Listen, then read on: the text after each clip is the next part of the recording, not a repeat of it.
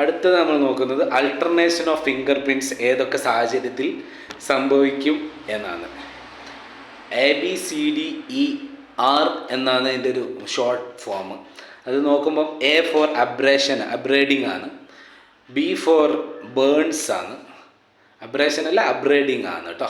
A for abrading, B for burns, C for corrosive or cauterisation, D for ഡിസീസാണ്. ഏത് ഡിസീസാണ്? Leprosy എന്ന ഡിസീസാണ് finger പ്രിൻറ്റിന് മായ്ച്ച് കളയുന്നത്. പിന്നെ ഇലക്ട്രിക്യൂഷൻ, എക്സിഷനും ഫിംഗർ പ്രിൻറ്റിനെ അൾട്ടർ ചെയ്യാൻ പറ്റും.